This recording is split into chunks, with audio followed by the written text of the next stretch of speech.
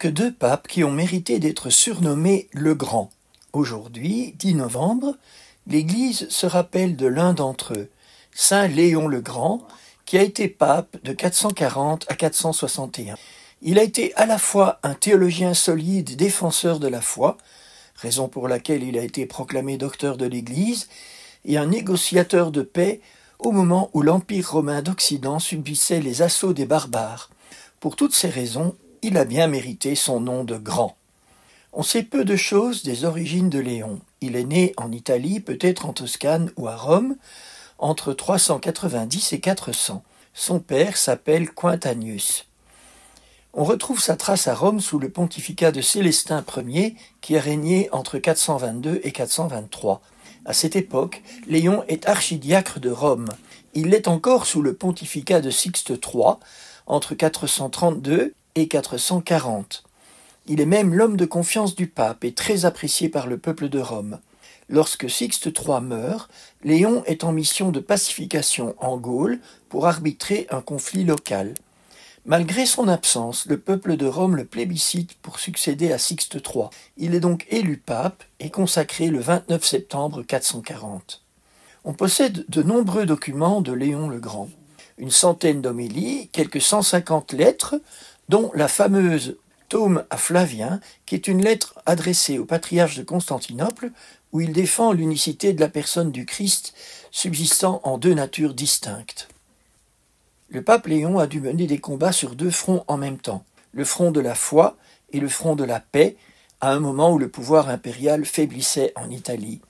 Sur le front de la paix, l'épisode le plus célèbre est sa rencontre en 452 avec Attila, surnommé le Fléau de Dieu. Ce chef brutal, avec ses hordes de Huns, dévaste le nord-est de l'Italie et menace Rome. Léon le Grand le rencontre à Mantoue, entouré d'une délégation de la ville de Rome, et le persuade d'arrêter son invasion belliqueuse et de rentrer en Pannonie. Il sauve ainsi la ville de Rome du pillage. On peut se demander comment un chef barbare comme Attila s'est laissé convaincre par la douceur du pape. Attila l'a expliqué lui-même à ses guerriers. Pendant que le pontife me parlait, leur dit-il, je voyais à ses côtés un autre pontife, d'une majesté toute divine. Il se tenait debout, ses yeux lançaient des éclairs, et il me menaçait du glaive qu'il brandissait dans sa main. J'ai compris que le ciel se déclarait pour la ville de Rome. Fin de citation. L'autre pontife, vous l'aurez reconnu, c'est Saint Pierre lui-même, venu au secours de son successeur. Un autre acte courageux de Léon Ier a été moins couronné de succès. C'est sa tentative en 455 d'arrêter les Vandales du chef Genséric qui voulait mettre Rome à sac.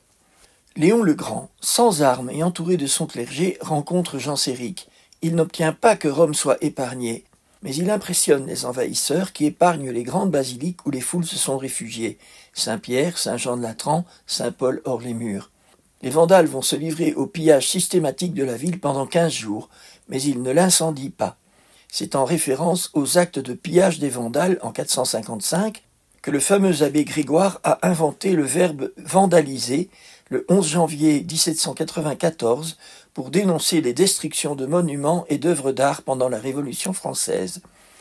L'œuvre de Léon le Grand ne se limite pas à ses actes de courage pour préserver la paix. Il est aussi un ardent défenseur de la vraie foi contre différentes hérésies de son temps, le manichéisme, le pélagianisme, le priscillianisme, le monophysisme. Cette dernière hérésie, propagée par le moine Eutychios, affirme que le Christ est seulement homme et pas Dieu. Monophysisme provient des mots grecs mono, une seule, et physis, nature. Donc, les monophysites proclament que le Christ n'a qu'une seule nature. Dans sa lettre, le tome à Flavien, le pape Léon défend vigoureusement la double nature divine et humaine du Christ. Ces arguments seront adoptés par le concile de Chalcédoine en 451, qui dénoncera l'hérésie d'Eutychios et proclamera définitivement comme dogme que le Christ est vrai Dieu et vrai homme, une seule personne et deux natures, sans confusion ni séparation. Le concile de Chalcédoine, qui réunit 350 évêques, est le plus grand depuis le début de l'Église. Il est l'aboutissement des 3 conciles œcuméniques précédents, celui de Nicée en 325, celui de Constantinople en 381 et celui d'Éphèse en 431. Ces 4 conciles résument la foi de l'Église des premiers siècles. Et l'autre pape surnommé le Grand, Grégoire le Grand, présentera ces 4 conciles comme les 4 évangiles sur lesquels s'élève la structure de notre sainte foi. Léon le Grand a aussi une grande conscience d'être le successeur de l'apôtre Pierre, chargé de veiller sur la communion de l'Église tout entière. Les évêques du concile de Chalcédoine l'ont reconnu, quand ils ont pris connaissance de la lettre du pape Léon au patriarche de Constantinople. Pierre a parlé par la bouche de Léon. Léon a enseigné selon la piété et la vérité, ont-ils affirmé d'une seule voix. Pour Léon le Grand, la primauté de l'évêque de Rome ne dépend pas du prestige de la ville de Rome ou de celui de Constantinople qui revendiquait le même droit, mais bien de son caractère de successeur de Pierre, le prince des apôtres. Saint Léon le Grand est aussi un pasteur proche du peuple. Son action a été immense dans de nombreux domaines.